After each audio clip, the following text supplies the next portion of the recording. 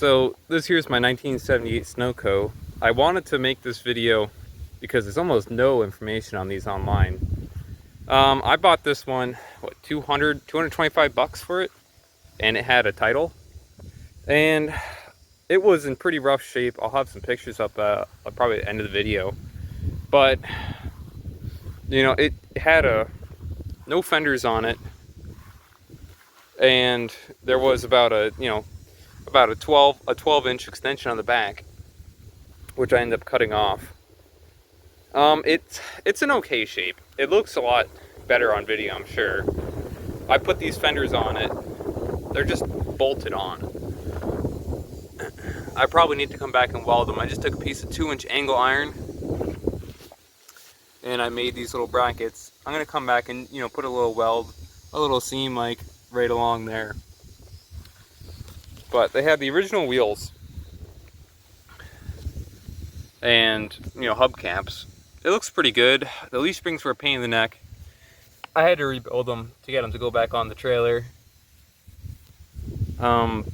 These fenders are reproduction fenders. I believe they're almost the same exact as the original, but I didn't get them perfectly mounted. I just tried to get them nice and even. The axle is a Dexter, I'm pretty sure. It's a galvanized axle. I'll see if I can find a picture of what axle I put in it, but it's just about the right length, just by the right width for the trailer. Really easy to put on. My original axle is pretty bent.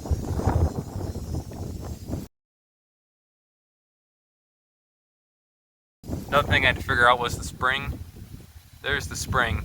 It's still not perfect. Oh, it doesn't go up perfectly. It won't stay like that.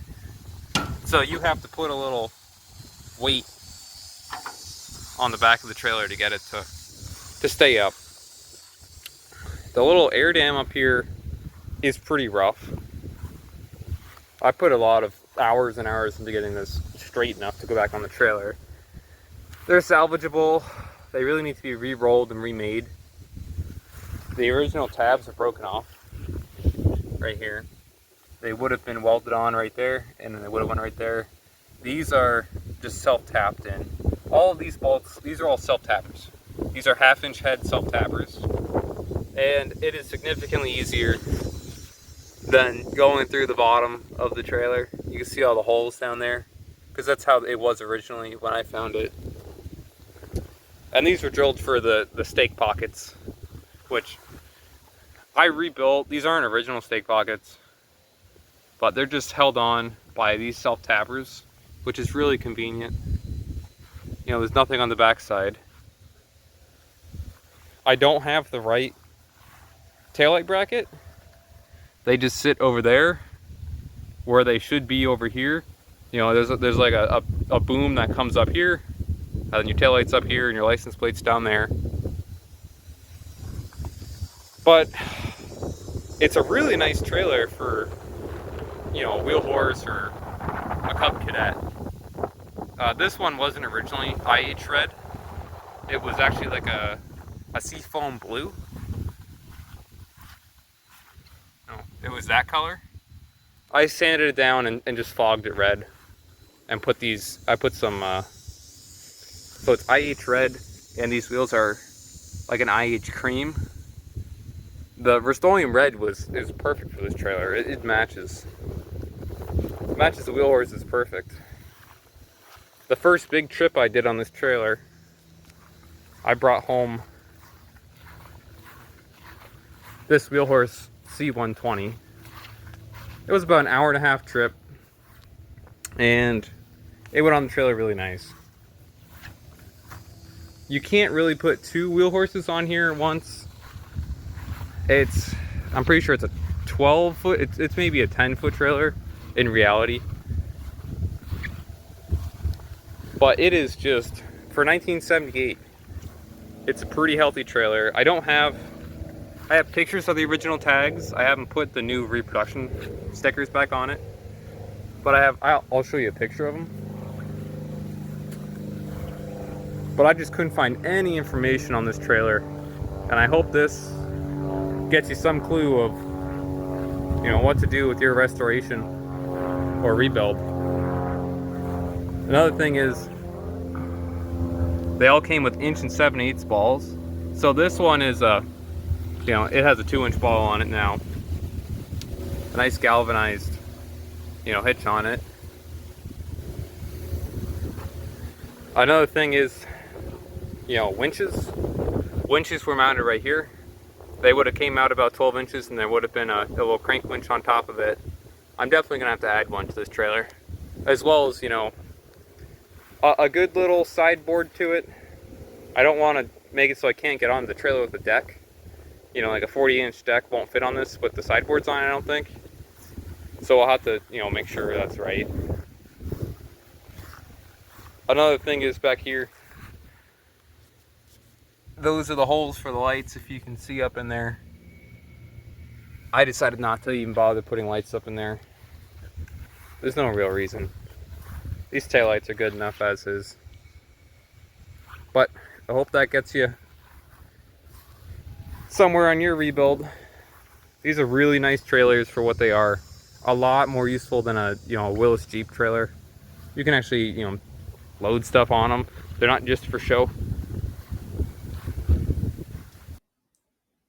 So when I got the trailer, it was pretty rough. You know, someone painted it white with some like house paint, and it just was neglected. You know, I pretty much had I I had some leaf springs. I had the you know the bed and a tongue, and that was about all that I could really save from this trailer. You see that you can see the winch on there. You know, it was cool, but it wasn't meant for this trailer, and it ended up being scrapped. You can see that you know dovetail on the end, which I mean it wasn't bad. The only thing I saw with it is that it's way too much weight over the rear axle if you're actually going to put something on it and you know tow with it. You know, it just wasn't meant to ever have you know the axle that far forward and the trailer go that back that far. It also messed with how you tilted the trailer up and down. It never really got steep enough to properly load anything. You can see the original decals, you know, still on it, and you know you can see some of that seafoam, you know, bluish, you know it's hard to say. It was a bluish green, you know, the main body of the trailer was, and the fenders were more of like a lighter green, more of like a light seafoam green, and the trailer must have been more of a, I don't even know how to describe it, uh, like a dark seafoam green. Um, Man, it was rough. It looks so much better now. There were a few holes in the deck, nothing that crazy. The eyelets on the fender mounts were just trashed. I used a floor jack to try and smooth the deck out as much as possible. But, you know, there's a limit to how much you can do before you start breaking stuff. And then here's when I had the trailer all, you know, stood up and I was painting it. I ended up spraying it with a hopper gun with some Rust-Oleum, you know, watered down with some acetone. I probably should have used a hardener, but that was my first time really spraying, you know, tractor paint like that. I didn't know how it was going to set up. And then here I am working under the carport, putting the fenders on. It it came out pretty darn nice for a $200 trailer. I'm pretty proud of it, and I use it quite a bit. I think the right tire has a little air leak to it. It needs to come back off the bead, and I probably have to grind around the bead so it sits better. I got too much paint on the bead. But it is quite the nice little project. Thank you for watching.